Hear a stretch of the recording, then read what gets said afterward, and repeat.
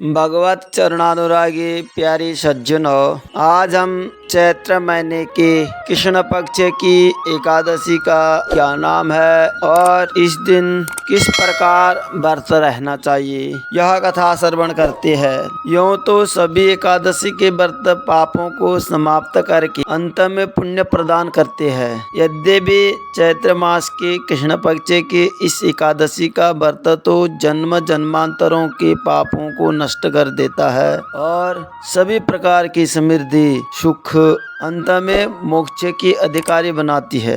इस एकादशी के दिन भगवान विष्णु की पूजा आराधना करनी चाहिए और भगवान श्री कृष्ण इसी प्रकार कथा श्रवण कराते रहे।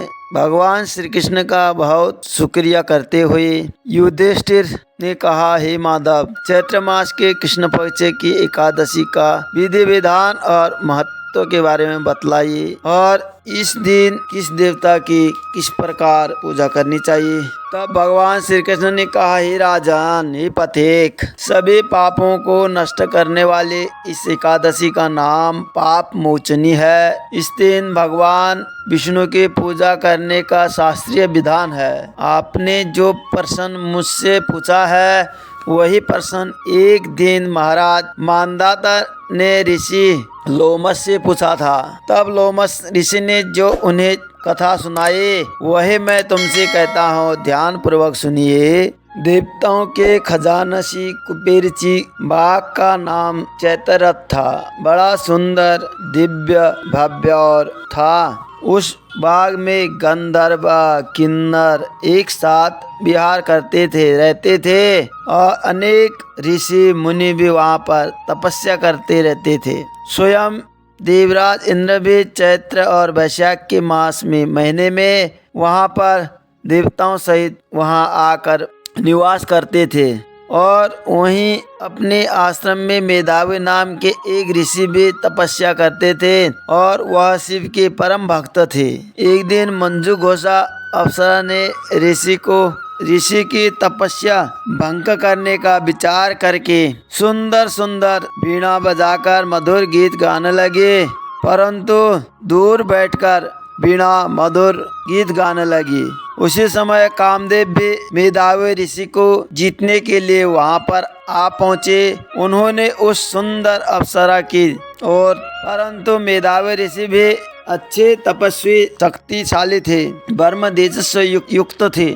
मंजू घोषा ने ऐसे सुंदर ऋषि को देखकर उनकी सुंदरता पर मुग्ध हो गए और अपने मधुर गीत नृत्य करती रही। कुछ समय तक ऐसे ही चलता रहा। अंत में कामदेव ने ऋषि को पराजित कर दिया।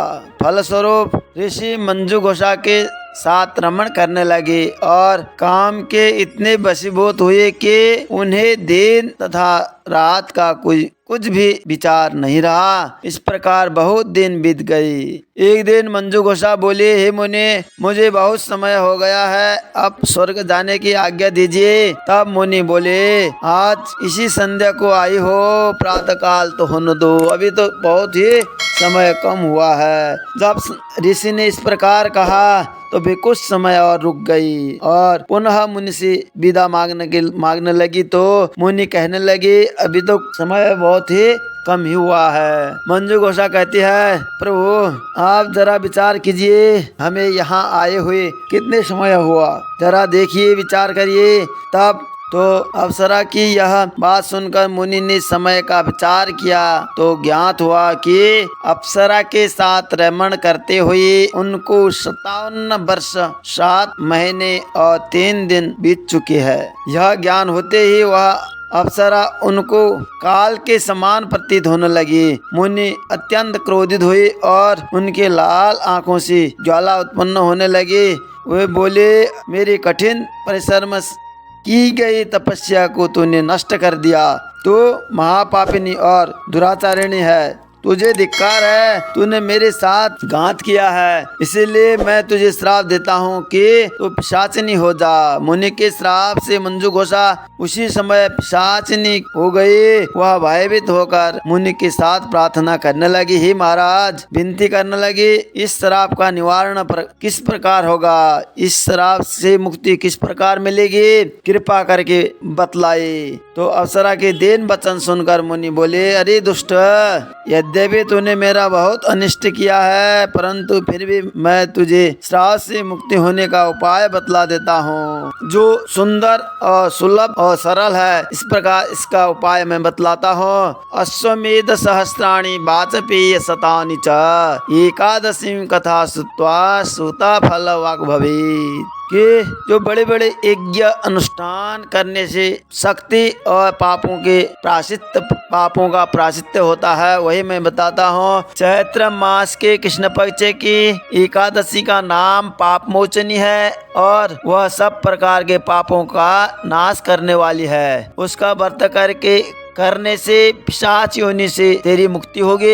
ऐसा कहकर मेधावी ऋषि अपने पिता च्यवन ऋषि के आश्रम में गए। मेधावी को देखकर च्यवन ऋषि कहने लगे, अरे पुत्र, तूने ऐसा क्या अनर्थ किया जिससे तेरा सारा पुण्य क्षीण हो गया। तब मेधावी ने कहा, हे पिताश्री, मैंने एक अप्सरा के साथ रमण करके घोर पाप किया है, आप इस पाप से छूटने का कोई उपाय बतलाए। तब च्यवन ऋषि बोले, हे पुत्र, चैत्र मास के कृष्ण पक्ष की पाप मोचनी एकादशी का व्रत करने से सब पाप नष्ट हो जाते हैं, इसलिए तुम उस व्रत को करो। पिता की आज्ञा पाकर मेधावी ऋषि विधि पूर्वक इस व्रत को किया, जिससे उसके सब पाप नष्ट हो गए। उधर मंजू घोषा भी व्रत के प्रभाव से पिशाच योनि से मुक्ति पाकर दिव्य रूप धारण करके स्वर्ग लोक को चली गई। मोहम्मद ऋषि बोले, हे राजन, पाप मोचनी एकादशी के व्रत को करने से सब पाप नष्ट हो जाते हैं। इस कथा को सुनने तथा पढ़ने से 1000 गोदान का फल प्राप्त होता है। जितने 1000 गोदान करने से जो पुण्य प्राप्त होता है, वह चैत्र महीने के कृष्ण पक्ष की पाप मोचनी का एकादशी का व्रत करने से प्राप्त होता है। प्रत्येक व्यक्ति को एकादशी व्रत कथा श्रवण करना चाहिए और व्रत भी करना चाहिए। एकादशी कथा सभी श्रवण करे और लाइक, शेयर, कमेंट करे, और जो नया है इस चैनल को सब्सक्राइब करे, ताकि आगे से भी हम प्रकार की समस्त कथाओं का, व्रतों का लाभ उठा सके, श्रवण कर सके। कमेंट में भगवान का मंगलमय अवश्य लिखे। जय श्री कृष्ण।